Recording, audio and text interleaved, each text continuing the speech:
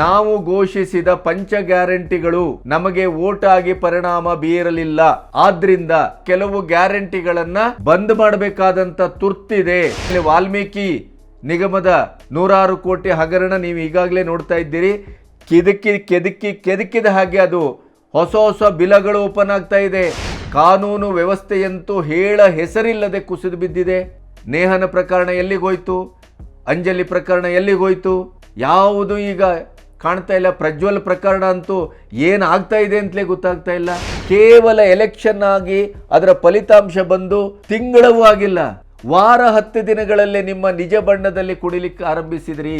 Tax ಅನ್ನ collection ಮಾಡುವ ಅಧಿಕಾರಿಗಳಿಗೆ ನಿಮಿಷಕ್ಕೆ ಅವರಿಗೆ ನಿರ್ಬಂಧವನ್ನು ಹೇರಲಾಗ್ತಾ ಇದೆ. ಅವ್ರ ಮೇಲೆ ಟಾರ್ಗೆಟ್ ಫಿಕ್ಸ್ ಮಾಡಲಾಗಿದೆ. ಅಂದರೆ ಸರ್ಕಾರಕ್ಕೆ ಕುತ್ತಿಗೆಗೆ ಬಂದಿದೆ.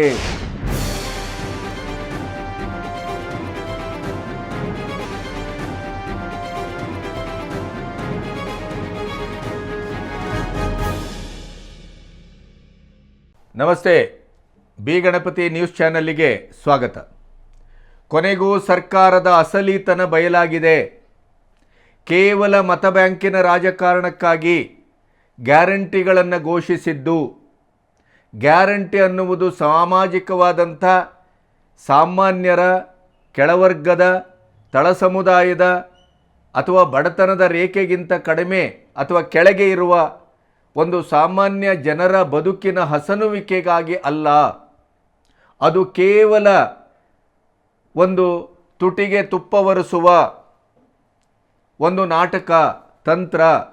24ರ ಲೋಕಸಭಾ ಚುನಾವಣೆಯಲ್ಲಿ ಮತಗಳಿಕೆಯನ್ನು ಮಾಡುವ ಮತ್ತು ಈ ರೀತಿಯ ಗ್ಯಾರಂಟಿಯನ್ನು ತೋರಿಸಿ ಜನರನ್ನು ಮೋಸ ಮಾಡಿ ನಾವು ಮತವನ್ನು ಗಳಿಕೆ ಮಾಡಿಕೊಂಡು ಮತವನ್ನು ಪಡೆದು ಆ ಮೂಲಕ BJPಗೆ ಮತ್ತು JDSನ ಮೈತ್ರಿಗೆ ಒಂದು ಟಕ್ಕರ್ ಕೊಡಬೇಕು, ಕೇಂದ್ರದಲ್ಲಿ ಏನಕ್ಕೇನ ಅಧಿಕಾರವನ್ನು ಹಿಡಿಯಬೇಕು, ಆ ಕಾರಣಕ್ಕಾಗಿ ಮಾಡಿದಂಥ ಒಂದು ಮೋಸದ ಜಾಲ ಇದು ಅನ್ನೋದು ಕಾಂಗ್ರೆಸ್ನವರಿಂದಲೇ ಬಯಲಾಗಿದೆ.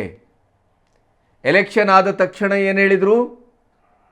ಶಾಸಕರೇ ಹೇಳಿದರು. ಚಲವರಾಯಸ್ವಾಮಿ ಮತ್ತು ಇವರು ಬಾಲಕೃಷ್ಣ ಮುಂತಾದವರು ಏನು ಹೇಳಿದರು? ಮುಖ್ಯಮಂತ್ರಿಗಳನ್ನು ಭೇಟಿ ಮಾಡಿ ಮತ್ತು ಕೋರ್ ಕಮಿಟಿ ಸಭೆಯಲ್ಲಿ ಮತ್ತು ಸಚಿವರ ಸಂಪುಟ ಸಭೆಯಲ್ಲಿ ನಾವು ಘೋಷಿಸಿದ ಪಂಚ ಗ್ಯಾರಂಟಿಗಳು ನಮಗೆ ವೋಟ್ ಆಗಿ ಪರಿಣಾಮ ಬೀರಲಿಲ್ಲ. ಆದ್ದರಿಂದ ಗ್ಯಾರಂಟಿಗಳ ಬಗ್ಗೆ ಪುನರಾವಲೋಕನ ಮಾಡಬೇಕು, ಪುನರ್ ಪರಿಶೀಲನೆ ಮಾಡಬೇಕು ಮತ್ತು ಕೆಲವು ಗ್ಯಾರಂಟಿಗಳನ್ನು ಬಂದ್ ಮಾಡಬೇಕಾದಂಥ ತುರ್ತಿದೆ.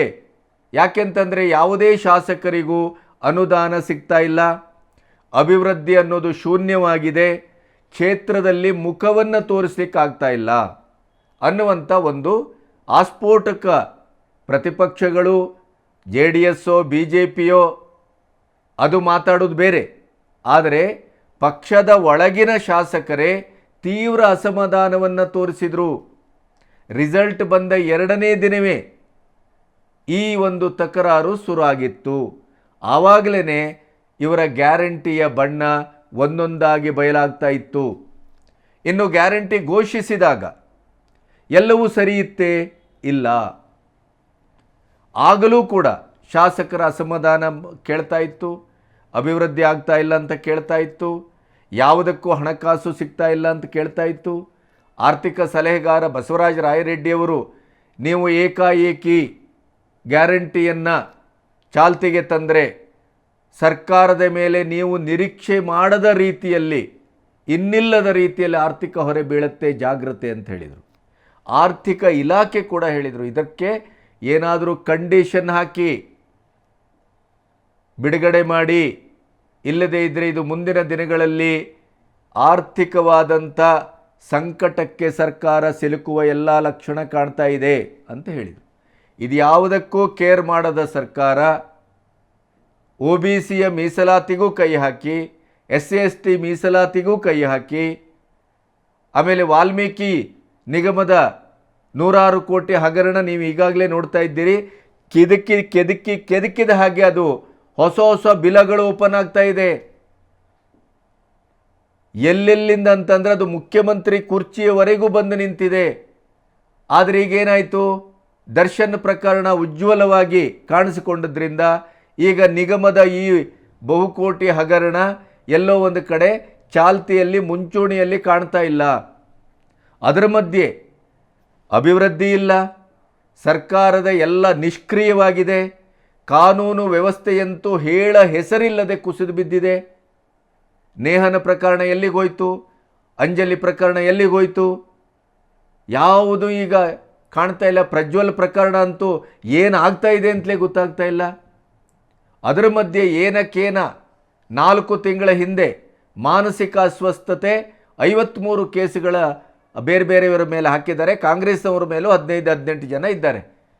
ಫೋಕ್ಸೋ ಕೇಸನ್ನು ಹಾಕಿದ್ದಕ್ಕೆ ಸ್ವತಃ ಪರಮೇಶ್ವರ್ ಹೇಳಿದರು, ಇದು ಗಂಭೀರವಾಗಿ ಗಮನಿಸಬೇಕಾದ ಪ್ರಕರಣ ಅಲ್ಲ, ಒಂದು ಮಾನಸಿಕ ಅಸ್ವಸ್ಥೆ ಅವಳು ಅಂತ. ಆದರೆ BJP ಗೆದ್ದ ಸೀಟಿಗೂ ಇವರು 2 ಅಂಕಿಯನ್ನು ತಲುಪದೇನೆ 1 ಅಂಕಿಯಲ್ಲೇ ಉಳಿದು 17 ಶಾಸಕರ 17 ಸಚಿವರ ಕುರ್ಚಿಗೆ ಸಂಚಕಾರ ಬಂದ ಹಿನ್ನೆಲೆಯಲ್ಲಿ, ರಾಹುಲ್ ಗಾಂಧಿ ಅಬ್ಬರಿಸಿ ಹೋದಂಥ ಹಿನ್ನೆಲೆಯಲ್ಲಿ ಮತ್ತು ರಾಹುಲ್ ಗಾಂಧಿಯನ್ನು ಕರ್ನಾಟಕದ ನ್ಯಾಯಾಲಯದಲ್ಲಿ ಕಟಕಟೆಗೆ ನಿಲ್ಲಿಸಿದರು ಅನ್ನುವ ಕಾರಣಕ್ಕಾಗಿ 40% ಬಾಯಲ್ಲಿ ಹೇಳಿದ್ರಲ್ಲ, ಅದಕ್ಕೆ ದಾಖಲೆ ಕೇಳಿ ಈಗ ಕೇಸ್ ಹಾಕಿದ್ದಾರೆ. ಇವರ ಹತ್ರ ಎಲ್ಲಿದೆ ದಾಖಲೆ? ಹಾಗಾಗಿ ಈಗ ಬಂದು ಜಾಮೀನು ತೆಗೆದುಕೊಂಡು ಹೋದರು ಅವರು. ಈ ಎಲ್ಲ ಕಾರಣಕ್ಕಾಗಿ BS ಯಡಿಯೂರಪ್ಪನವರನ್ನು ಬಂಧಿಸಬೇಕು ಅಂತ CID ಯೋಚನೆ ಮಾಡಿತು. 100% ಇದು ದ್ವೇಷ ರಾಜಕಾರಣ ಅನ್ನೋದು ಸಾಮಾನ್ಯರಿಗೂ ಗೊತ್ತಾಯಿತು, BJP ಅವರು ಬಿಡಿ. ಆದರೆ ನಿನ್ನೆ ಕೋರ್ಟ್ ಏನು ಹೇಳಿತು, ಜಾಮೀನಿಗೆ ಹೋದಾಗ ಯಡಿಯೂರಪ್ಪನವರು CBIಗೆ ಬಹುಶಃ ಇನ್ನಿಲ್ಲದಂತೆ ಯಾವ ಕೇಸಲ್ಲಿ ಕೂಡ ಕೋರ್ಟು ಈ ರೀತಿಯ ನೇರವಾಗಿ ಚಾಟಿ ಬೀಸಿದ್ದನ್ನು ನೋಡಿಲ್ಲ ನಾನು. ಏನಂತ ಭಾವಿಸಿದ್ರಿ? ಅವರಿಗೆ 80 ವರ್ಷ ಚಿಲ್ಲರೆ ಅನಾರೋಗ್ಯ, ಅವರು ನಿಮ್ಮ ಆಫೀಸಿನ ಬಾಗಿಲಿಗೆ ವಿಚಾರಣೆಗೆ ಬರ್ತೇವೆ ಅಂತ ಹೇಳಿದ್ರು ಕೂಡ ಅವರನ್ನು ತಡೆದಿದ್ದೀರಿ. ಅವರನ್ನು ಬಂಧಿಸಿ ವಿಚಾರಣೆ ಮಾಡುವುದರ ಹಿಂದೆ ಏನಿದೆ ನಿಮ್ಮ ಇರಾದೆ? ಬಂಧಿಸಬೇಕಾದ ಅಗತ್ಯ ಯಾಕಿದೆ? ಏನು ಮಾಡಲಿಕ್ಕೆ ಹೊರಟಿದ್ದೀರಿ? ಯಾಕೆ ಹೀಗೆ ವರ್ತಿಸ್ತೀರಿ? ಬಾಯಿಗೆ ಬಂದ ಹಾಗೆ ಕೇಳಿತ್ತು ಕೋರ್ಟು. ಯಾವುದಕ್ಕೂ ಇವರಿಗೆ ಉತ್ತರ ಇಲ್ಲ. ಇಂಥ ಒಂದು ಬೇಜವಾಬ್ದಾರಿಯಾದಂಥ ರಾಜಕಾರಣವನ್ನು, ಸರ್ಕಾರವನ್ನು ನಡೆಸ್ತಾ ಇರುವಂಥ ಇದೇ ಸರ್ಕಾರ ಈಗ ಏನು ಮಾಡಿದೆ? ಗ್ಯಾರಂಟಿಯನ್ನು ಘೋಷಣೆ ಮಾಡಿ ಆಗಿದೆ. ಗ್ಯಾರಂಟಿಯನ್ನು ಯಾವುದೇ ಕಾರಣಕ್ಕೂ ನಿಲ್ಲಿಸುವುದಿಲ್ಲ ಸಚಿವರಿಗೆ, ಶಾಸಕರಿಗೆ ಖಬರ್ದಾರ್ ಮಾಡಿದ್ದಾರೆ ಸಿದ್ದರಾಮಯ್ಯನವರು. ಆದರೆ ಎಲ್ಲಿಂದ ಹಣ ತರ್ತೀರಿ? ಎಲ್ಲವನ್ನೂ ಬೆಲೆಯನ್ನು ಏರಿಸುವ ಒಂದು ಸೂಚನೆಯನ್ನು ಕಳೆದ 1 ವಾರದಿಂದಲೇ ಚರ್ಚೆ ಆಗ್ತಾ ಇತ್ತು. ಯಾವ ಅಸ್ತ್ರವನ್ನು ಹಿಡಿದು ಕೇಂದ್ರ ಸರ್ಕಾರವನ್ನು ಮುಜುಗರಕ್ಕೆ ಸಿಲುಕಿಸುವ ಮತ್ತು ಕೇಂದ್ರ ಸರ್ಕಾರವನ್ನು ಜನವಿರೋಧಿ ಅಂತ ಮಾಡಲಿಕ್ಕೆ ಹೊರಟಿದ್ರು. ಬೆಲೆ ಏರಿಕೆ ಅಂತ. ಅದರಲ್ಲೂ ಇಂಧನದ ಬೆಲೆ ನಮ್ಮ UPA ಸರ್ಕಾರದಲ್ಲಿ ಎಷ್ಟಿತ್ತು, ನಿಮ್ಮ ಸರ್ಕಾರದಲ್ಲಿ ಏನಾಗಿದೆ? ತಳದದ್ದು, ತೋರಿಸಿದ್ದು, ಲೆಕ್ಕಾಚಾರದ ಲಿಸ್ಟ್ ಹಾಕಿದ್ದು ಸೋಷಿಯಲ್ ಮೀಡಿಯಾದಲ್ಲಿ. ತಾವೇನು ಮಾಡಿದ್ರಿ? ಈಗ ಏನು ಮಾಡಿದ್ರಿ? ಜನ ಸಂತುಷ್ಟರಾಗಿದ್ದಾರೆ, ಗ್ಯಾರಂಟಿಯಿಂದ ಸುಖವಾಗಿದ್ದಾರೆ ಅಂತ ಹೇಳ್ತಾ ಹಿಂದ್ಗಡೆಯಿಂದ ಕರೆಂಟ್ ಬಿಲ್ ಜಾಸ್ತಿ ಮಾಡ್ತಾ ಬಂದ್ರಿ, ಹಾಲಿನ ದರ ಏರಿಸ್ತಾ ಬಂದ್ರಿ, ದಿನಸಿ ಧಾನ್ಯಗಳ ಬೆಲೆ ಏರ್ತಾ ಬಂತು. ಈಗ ಏನಿಲ್ಲ, ನೇರವಾಗಿ ಈಗ ಸಾಮಾನ್ಯ ಮತ್ತು ಜನಸಾಮಾನ್ಯರ ಕುಟುಂಬಗಳಿಗೆ, ವಾಹನ ಸವಾರರಿಗೆ ಅಂತೂ ಏನನ್ನ ಇದ್ದದ್ರಲ್ಲಿ ಒಂದು ಸುಖದ ಬದುಕನ್ನು ಕಾಣಬೇಕು ಅಂತ ಹೇಳಿ ಹೊರಟವರಿಗೆ ಈ ಕಡೆಯಿಂದ ಕೊಟ್ಟಂಗೆ ಮಾಡಿದ್ರಿ, ಈ ಕಡೆಯಿಂದ ಕಾಸಿದ ಕಬ್ಬಿಣದ ಬರೆಯನ್ನು ಹಾಕ್ಲಿಕ್ಕೆ ಹೊರಟಿದ್ದೀರಿ. ಪೆಟ್ರೋಲ್ ಮತ್ತು ಡೀಸೆಲಿನ ಬೆಲೆಯನ್ನು ಗಗನಚುಂಬಿಯಾಗಿ ಏರಿಸಿದ್ದೀರಿ. ಏಕದಮ್ 3 ರೂಪಾಯಿ ಪೆಟ್ರೋಲು, ಡೀಸೆಲ್ಲು 3.5. ಎಲೆಕ್ಷನ್ಗೆ ಮುಂಚೆ ಓಟ್ ಬೀಳೋದಕ್ಕೆ ಜನಗಳಿಗೆ ಆಗ ಸ್ಪಂದಿಸ್ತೀವಿ ಅಂತ ಹೇಳ್ತಾರೆ. ಈಗ ಎಲೆಕ್ಷನ್ ಬಂತು, ರಿಸಲ್ಟ್ ಬಂತು, ಈಗ ಜನಗಳಿಗೆ ತೊಂದರೆ ಆಗೋ ಕೆಲಸಗಳೇ ಮಾಡ್ತಾ ಇದ್ದಾರೆ. ಏನು ಒಪಿನಿಯನ್ ಹೇಳೋದು? ಓಟ್ ಹಾಕ್ಸ್ಕೊಳ್ಳೋವರೆಗೂ ಅಷ್ಟೇ, ಅವ್ರದ್ದು. ಓಟ್ ಆದಮೇಲೆ ಆ ಥರ ಕಮ್ಮಿ ಮಾಡಬೇಕಲ್ಲ ಮೇಡಮ್. ಕೂಲಿ ಕೆಲಸ ಮಾಡೋರು ಹೇಗಿದ್ರೆ ಕಮ್ಮಿ ಮಾಡಲೇಬೇಕಲ್ಲ. ಅದಕ್ಕೋಸ್ಕರ ಏನು ತೊಂದರೆ ಆಗುತ್ತೆ, ಎಲ್ಲರೂ ತೊಂದರೆ ಆಗಿ. ಸರ್, ಏಕಾಏಕಿ ಈ ರೀತಿ 3 ರೂಪಾಯಿ ರಾಜ್ಯ ಸರ್ಕಾರ ಹೆಚ್ಚಳ ಮಾಡಿರೋ ನಿಜಕ್ಕೂ ಜನಸಾಮಾನ್ಯರಿಗೆ ಹೊರೆ.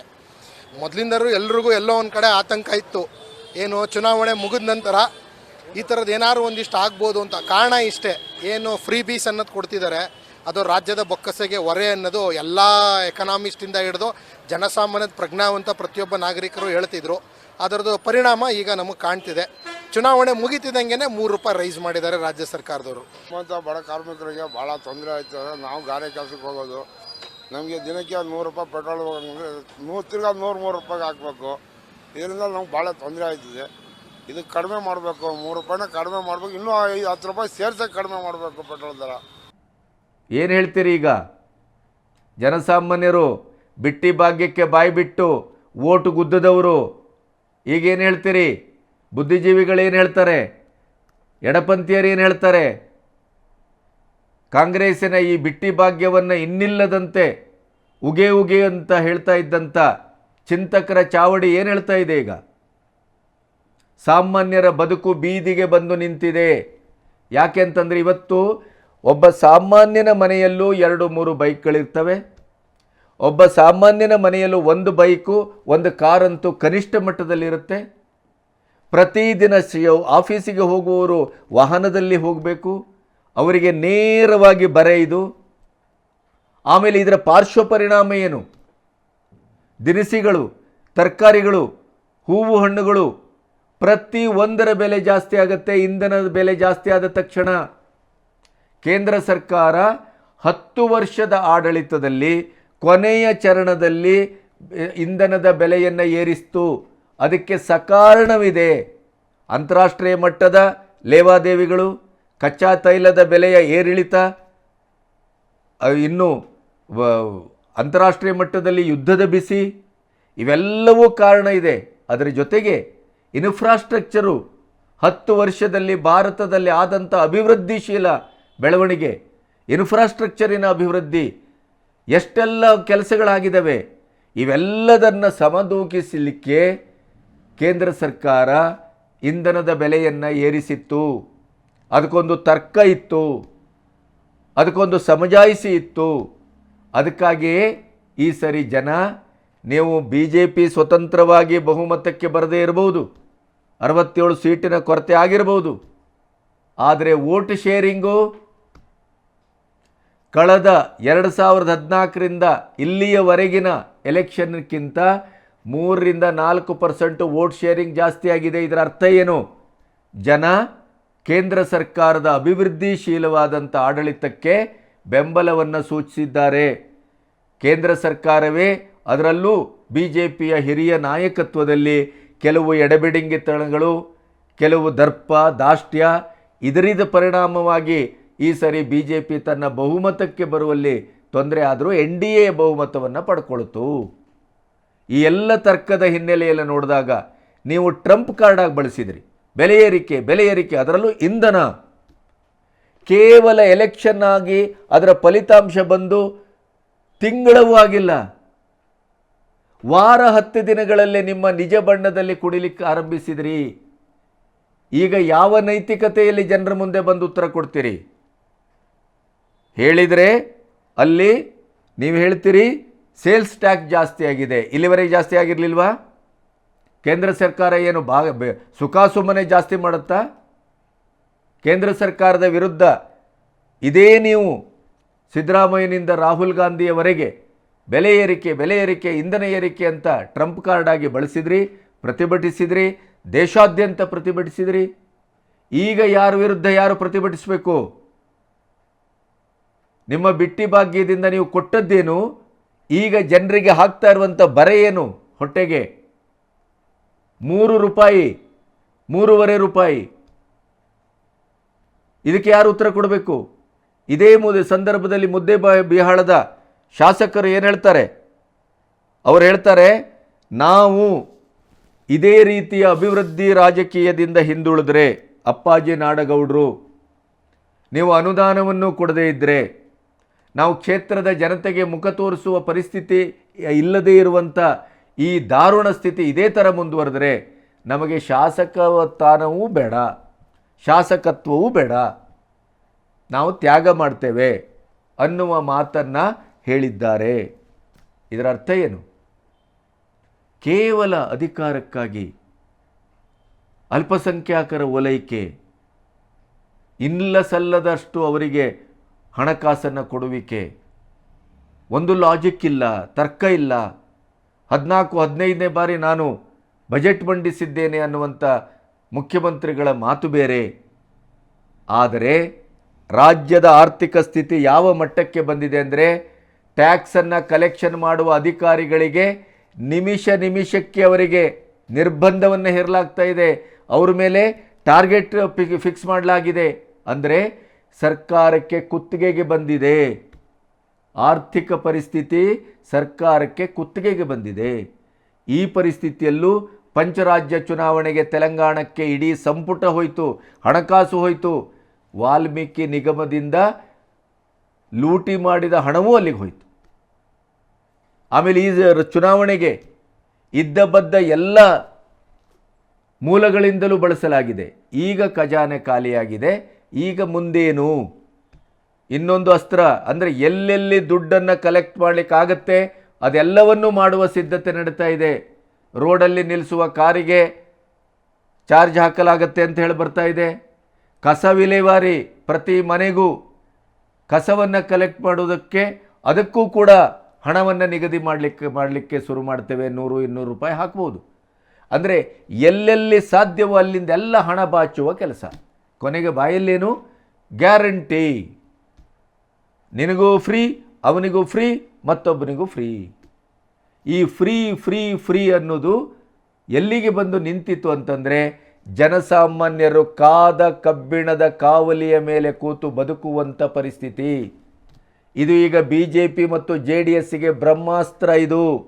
ಇದನ್ನೇ ಎಲೆಕ್ಷನ್ನಿನ ಪೂರ್ವದಲ್ಲಿ ವಿರೋಧ ಪಕ್ಷಗಳು ಹೇಳ್ತಾ ಬಂದಿರೋದು. ಈ ಕಾಂಗ್ರೆಸ್ಸಿನ ಬಿಟ್ಟಿ ಭಾಗ್ಯದ ಈ ಘೋಷವಾಕ್ಯ, ಇವರ ರೂಪ, ಇವರ ಈ ವೇಷ ನೋಡಿ, ಎಲೆಕ್ಷನ್ ಆದ ಮರುದಿನವೇ ಇವರ ನಿಜವಾದ ಅಸ್ತ್ರಗಳು ಒಂದೊಂದಾಗಿ ಹೊರಗೆ ಬರ್ತವೆ. ಇವರ ನಿಜವಾದ ರೂಪ ಹೊರಗೆ ಬರ್ತದೆ. ಜನಸಾಮಾನ್ಯರನ್ನು ಸುಲಿಲಿಕ್ಕೆ ಈ ಸರ್ಕಾರ ಬಂದಿದೆ ಅನ್ನೋದು ನಿಮಗೆ ಎಲೆಕ್ಷನ್ನಿನ ಮಾರನೇ ದಿನವೇ ಅರ್ಥ ಆಗತ್ತೆ, ನೆನಪಿಡಿ ಅಂಥೇಳಿ ಅವರು ಹೇಳ್ತಾನೇ ಬಂದರು. ಆದರೆ ಇದ್ಯಾವುದನ್ನು ಕಿವಿಗೆ ಹಾಕ್ಕೊಳ್ಳಿಲ್ಲ ಜನ, ಇದ್ಯಾವುದಕ್ಕೂ ಆನ್ಸರು ಮಾಡಿಲ್ಲ ಕಾಂಗ್ರೆಸ್ಸು. ನಾವು ಬಿಟ್ಟಿ ಭಾಗ್ಯ ಅಲ್ಲ, ಅದು ಜನರ ಸೌಭಾಗ್ಯ, ಜನರಿಗೆ ಇದನ್ನು ಕೊಟ್ಟೇ ತೀರ್ತೇವೆ, ನುಡಿದಂತೆ ನಡೆದಿದ್ದೇವೆ. ಕೇವಲ 1 ವರ್ಷದಲ್ಲಿ, ಕೇವಲ 1.25 ವರ್ಷದಲ್ಲಿ ನೀವು ಇಂತಹ ಪರಿಸ್ಥಿತಿಗೆ ಬಂದು ನಿಂತರೆ, ಮೋದಿಯವರು ಸುಳ್ಳುಗಾರ, ಮೋದಿಯವರು ಅಭಿವೃದ್ಧಿ ಮಾಡಿಲ್ಲ, ಮೋದಿಯವರು ಬೆಲೆ ಏರಿಕೆ ಮಾಡಿದರು, ಮೋದಿಯವರು ಹಾಗೆ ಮಾಡಿದರು, ಹೀಗೆ ಮಾಡಿದರು, ನಿರುದ್ಯೋಗ ಸೃಷ್ಟಿಯಾಯಿತು, ಎಲ್ಲ ಬೊಗಳೆ ಬಿಡ್ತಾ ಬಂದ್ರಲ್ಲ ಇಡೀ ದೇಶಾದ್ಯಂತ. ಮೋದಿಯವರು 10 ವರ್ಷದಲ್ಲಿ ಏನು ಮಾಡಿದ್ದಾರೆ, ಮೋದಿಯವರು 10 ವರ್ಷದಲ್ಲಿ ಯಾವ ಕಾರಣಕ್ಕಾಗಿ ಬೆಲೆ ಏರಿಕೆಯನ್ನು ಮಾಡಿದ್ದಾರೆ, ಎಸ್ಪೆಷಲಿ ಇಂಧನ, ಅದೆಲ್ಲವೂ ತಾರ್ಕಿಕವಾಗಿ ಜನರ ಮಧ್ಯೆ ಇವತ್ತಿದೆ. ಜನರೇ ಉತ್ತರ ಕೊಡ್ತಾರೆ. ಇದೇ ಇಂಧನವನ್ನು ಏರಿಸಿದ್ದಕ್ಕೆ 1.25 ವರ್ಷದಲ್ಲಿ ನಿಮಗೆ ಸರ್ಕಾರವನ್ನು ಸಸ್ಟೈನ್ ಮಾಡಲಿಕ್ಕಾಗಿಲ್ಲ. ಬಿಟ್ಟಿ ಭಾಗ್ಯವನ್ನು ಕೊಟ್ಟು ಇವತ್ತು ಸೊಟ್ಟ ಮುಖ ಹಾಕ್ಕೊಂಡು ಜನರಿಗೆ ಮುಖ ತೋರಿಸಲಿಕ್ಕಾಗದೇ ಇದ್ದಂಥ ಮುಖೇಡಿಗಳು ನೀವು. ಏನು ಮಾಡ್ತಾ ಇದ್ದೀರಿ? ಜನರಿಗೂ ಇದು ಅರ್ಥ ಆಗಬೇಕು. ಏನೇನೋ ಭಾಗ್ಯಗಳನ್ನು ಕೊಡ್ತೇವೆ ಅಂತೇಳಿ ಓಟು ಒತ್ತಿದವರಿಗೆ ಇವತ್ತು ಕನಿಷ್ಠ ಮಟ್ಟದಲ್ಲಿ ಬದುಕುವಿಕೆಯೇ ದುರ್ಲಭ ಆಗುವಂಥ ಪರಿಸ್ಥಿತಿ. ದುಡಿಯುವ ವರ್ಗಕ್ಕಂತೂ ಇಂಧನದ ಬೆಲೆ ಇದು ಅಂತಿಂತ ಬರೆ ಅಲ್ಲ. ಇದು ಇಡೀ ಬದುಕಿನ ಒಂದು ಸ್ಥಿರತೆಯ ಕುಸಿಯುವಂಥ ಸಂದರ್ಭ. ಇಡೀ ರಾಜ್ಯದಲ್ಲಿ ಹಾಹಾಕಾರ ಹೇಳ್ತಾ ಇದೆ. ಜನ ಸರ್ಕಾರಕ್ಕೆ ಶಾಪ ಹಾಕ್ತಾ ಇದ್ದಾರೆ. ಅದರ ಜೊತೆಗೆ ಪ್ರತಿಪಕ್ಷಗಳಿಗಂತೂ ಇದೊಂದು ಬ್ರಹ್ಮಾಸ್ತ್ರ. ರಾಜಕೀಯ ಏನೇ ಇರಬಹುದು, ವಾದ ವಿವಾದಗಳು ಏನೇ ಇರಬಹುದು, ಆದರೆ ಯಾವುದೇ ಚುನಾಯಿತ ಸರ್ಕಾರ ವೋಟ್ ಬ್ಯಾಂಕ್ ರಾಜಕಾರಣಕ್ಕಾಗಿ ಇನ್ನಿಲ್ಲದ ಭಾಗ್ಯಗಳನ್ನು, ಬಿಟ್ಟಿಗಳನ್ನು ಘೋಷಿಸಿ ಇರುವ ಬದುಕಿಗೂ ಬೆಂಕಿ ಹಾಕುವ ಕೆಲಸವನ್ನು ಅದು ಕಾಂಗ್ರೆಸ್ ಆಗ್ಬೋದು, JDS ಆಗ್ಬೋದು, BJP ಆಗ್ಬೋದು, ಯಾವ ಸರ್ಕಾರವೂ ಮಾಡಕೂಡದು. ಕೇಂದ್ರ ಸರ್ಕಾರ ಇಂಧನ ಬೆಲೆಯನ್ನು ಇಳಿಸ್ತಾ ಇದೆ, ಇವರು ಈಗ ನಿರೀಕ್ಷೆಗೆ ಮೀರಿ ಏರಿಸ್ತಾ ಇದ್ದಾರೆ ಕೇವಲ 1.25 ವರ್ಷದಲ್ಲಿ. ಅಂದರೆ ಆರ್ಥಿಕ ಪರಿಸ್ಥಿತಿ ಸರ್ಕಾರದ್ದು ಅಂದರೂ ಕರ್ನಾಟಕ ರಾಜ್ಯದ್ದು ಅಂದರೆ ಇತಿಹಾಸದಲ್ಲೇ ಮೊದಲ ಬಾರಿಗೆ ಪ್ರಾಯಶಃ ಇಷ್ಟು ಕನಿಷ್ಠ ಅವಧಿಯಲ್ಲಿ ಒಂದು ಸರ್ಕಾರ ತನ್ನ ಆರ್ಥಿಕತೆಯನ್ನು ಈ ಮಟ್ಟದಲ್ಲಿ ಕ್ಷೀಣಗೊಳಿಸಿಕೊಂಡದ್ದು, ದಿವಾಳಿ ಹಂತಕ್ಕೆ ಬಂದದ್ದು ಪ್ರಾಯಶಃ ಇದೇ ಸರ್ಕಾರ ಪ್ರಥಮ ಅಂತ ನಾನು ಭಾವಿಸ್ತೇನೆ. ನಮಸ್ತೆ.